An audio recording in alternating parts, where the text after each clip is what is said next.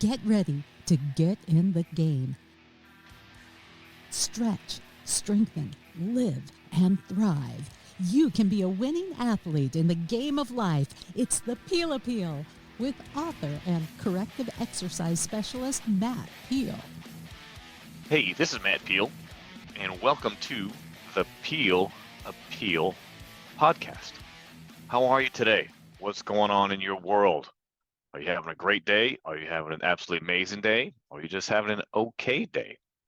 Well, after listening to this episode, I hope you'll be able to get a good grip on having an amazing day, because that's one thing we're going to talk about today. There's a lot of commonalities with new people that come to the gym, newbies. From not knowing where the layout is, to how do you do a squat, to even where are the dumbbells. But beyond that, what's another commonality between the newbies and older adults? And no, it's not about wearing jeans to work out in. Trust me, I see that many times from both sides. But it's about your hands. And come on, man, you got to reach out and grab it and get a grip. So that's what we're going to talk about today in this episode, right? Why is grip so important, and how can you make it better? Because you use your hands in everything. Besides just when you're talking like I'm talking now, your hands hold everything. That's what makes humans different from the rest of the animal world, right? That opposable thumb. Yes, of course, monkeys have it too, but we have that dexterity, and it's our hands that we need to live, to pick up things and to just have basic life with, right? So when people start to work out, the one thing I notice first on them, and they notice first, is that their grip gives out.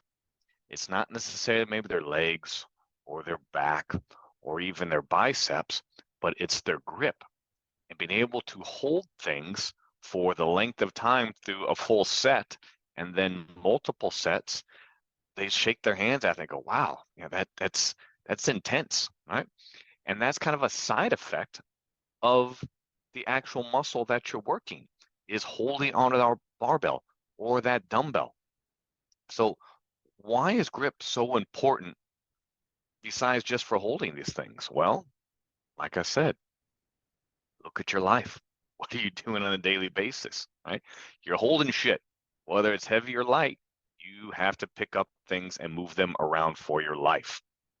So let's get into it a little bit more, shall we?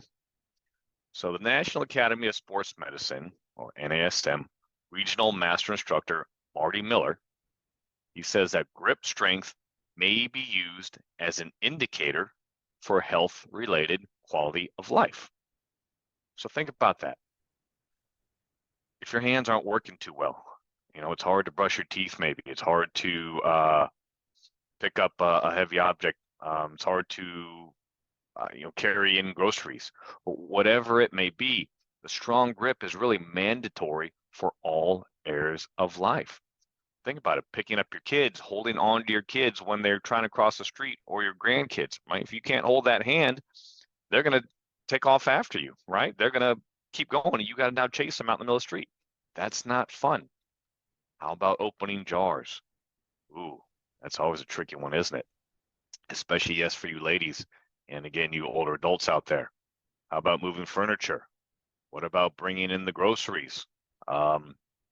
Whatever it may be. How about mowing the lawn and just being able to hold the handle and I can't think of the attachment I'm talking about, but you got to hold them both together to keep the engine on, the safety thing. Damn it, why can't I remember what that's called? So that's how long it's been since I mowed the yard. But anyways, that's why we have grip, right? To be able to do stuff like that. So I'll tell you a quick story about a client I had named Mary Vinson. And Mary was in her early 70s then. And we worked out and we did more than 5-pound dumbbells. I made her do things like farmer's walk and just holding the dumbbells and the kettlebells and the barbells. So She went to the grocery store one day, or I think it was one of the liquor stores, and she came out and she had a bag of wine, you know, with 3 or 4 bottles in each hand coming out. And she said one of the employees from the store offered to help her. Said, "Can I help you with that, ma'am?" And she says, "No, I got it. I appreciate it, but I do not need your assistance. I'm fully capable of this." So she was able to hold her case of wine in each hand and went to the car and put it in the car and then brought it into the house. So one of the exercises we did called a farmer's walk. I didn't then change it to called the wine walk for her, but she was so proud of herself for being able to do that after we were working out, because it made life so much easier for her. She didn't have to rely on somebody to bring out her wine or bring out her groceries and put them into the car. And then maybe she have to wait for her husband to help at home. She can do it herself. So that's so empowering and a great feeling of independence. So let's talk about aging and your grip here. So grip strength, and this is a study from the Lancel journal, lancel.com. So grip strength was inversely associated with an all-cause mortality, hazard ratio per 5 kilogram reduction in grip strength, cardiovascular mortality, non-cardiovascular mortality, myocardial infarction, and stroke. Right? So a stronger grip means less risk for what I just read. Grip strength was a strong predictor of all-cause and cardiovascular mortality, more than a systolic blood pressure, right? That's pretty strong. You know, no pun intended, but that having a strong grip is a big indicator of cardiovascular health and going about your life. So, as part of the international, there's a prospective urban and rural epidemiological study, PURE. Yeah, I had a problem saying that, but you know what I'm talking about. So the researchers measured grip strength in nearly 140,000 adults in 17 countries and followed their health for an average of 4 years. And what they found was each 11-pound decrease in grip strength over the course of the study was linked to a 16% higher risk of dying from any cause, a 17% higher risk of dying from heart disease, a 9% higher risk of stroke, and a 7% higher risk of heart attack. So let that sink in there, right? Weak grip directly has a direct correlation to your cardiovascular health and your risk factor of early death, really of all causes. So how is your grip? Could it be strengthened? Are you comfortable with it? Can you open up that spaghetti jar on your own, or do you got to wait for someone else to come home and help you with it? Right? Grip is super essential for life, not just sports. But let's take it a step further now. So are you playing golf? Are you playing tennis? Are you playing pickleball? Are you playing racquetball? Are you doing any type of sport that requires you holding something, holding an instrument, holding an object like a bat or a club or a racket? Then you know that having a strong grip is important to generate club head speed or racket speed, or just be able to hold on to the bat, right? So development of grip strength is often overlooked in regular traditional resistance training programs, but we really got to focus on it because it's can be the weak link in your what's called the kinetic chain, or of all your joints throughout your body that are interconnected. You can have great, powerful legs, but if you can't hold on to the golf club, for example, then you got a problem. Or same thing with the tennis racket. And now what's even becoming more prevalent, right? Pickleball. So when you're talking about sports that need rotational power, like I just said, all those sports need rotational power to turn the club, to generate force for the club or the racket and get the ball where you want it. So it starts with the force from the lower body, but then that force is transferred into your farther segments of your body, meaning your hands and your fingers, right? So you have to have a strong grip to be able to now handle that transfer of force and the sequencing of movement so that you can generate the power that you need to hit the ball, regardless of what kind of ball it is, right? So it goes from our feet contacting the ground, rotational force, the force comes up through the body and then transfers into the hands and into the fingers. So it's that transfer that's the valuable factor. It's not necessarily that the contribution of force from your hands and your forearms, but the transfer. So your hands and your forearms and your fingers are tasked with the final transfer of that power so that you can then complete that rotational movement. So developing that functional grip can help you in a lot of sports, again, that need those rackets. And kids too, as they're playing baseball or they're playing softball, or they're playing golf, they also need a strong grip to get better and get stronger with their abilities. So how can you build a strong grip? Right now we're getting to the kind of nuts and bolts of it.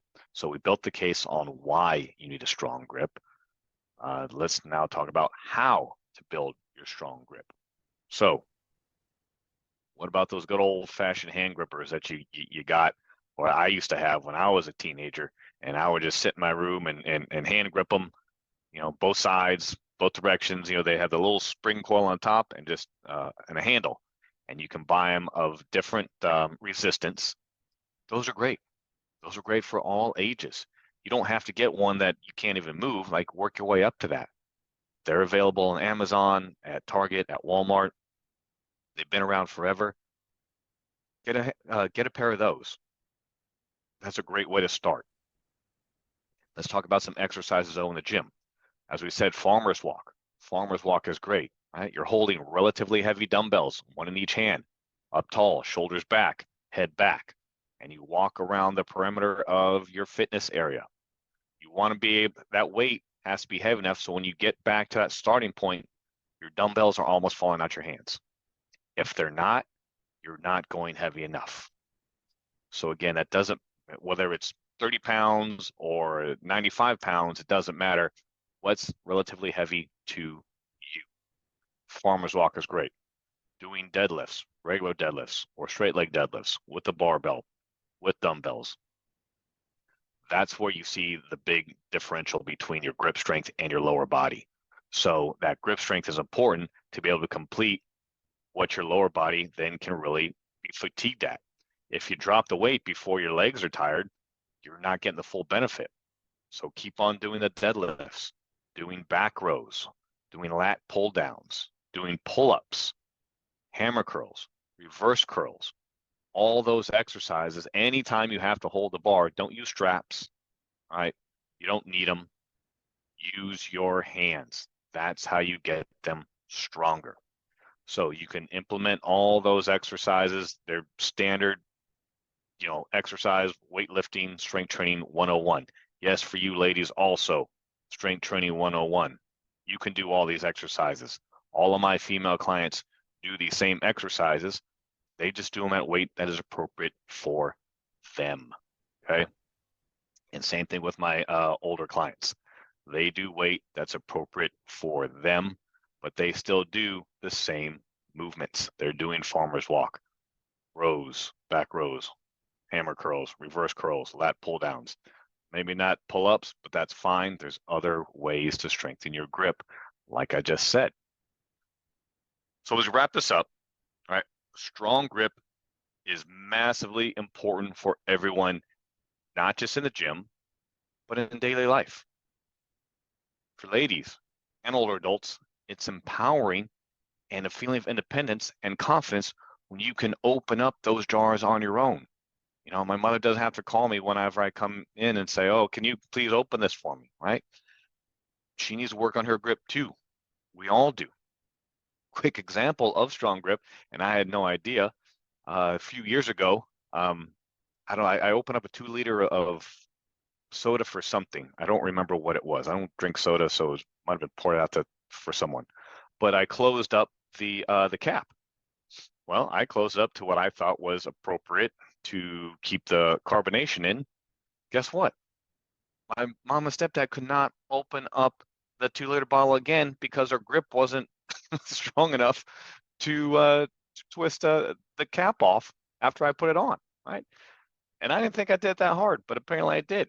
But that just goes to show why we need a strong grip to be able to do things like that after I come into town. So get out there and work it, right? Take your grip seriously.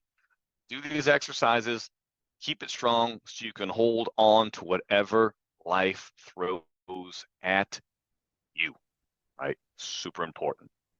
So how do we get a grip on this?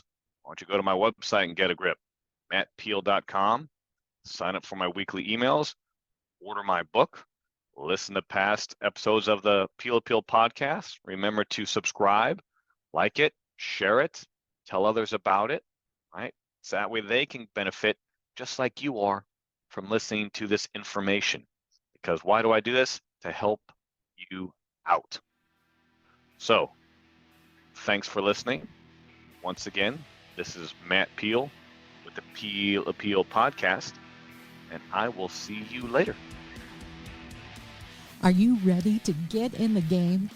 Get personal help, sign up for our newsletter, and pick up your copy of Athlete in the Game of Life, the book, all at mattpeel.com. Thanks for listening.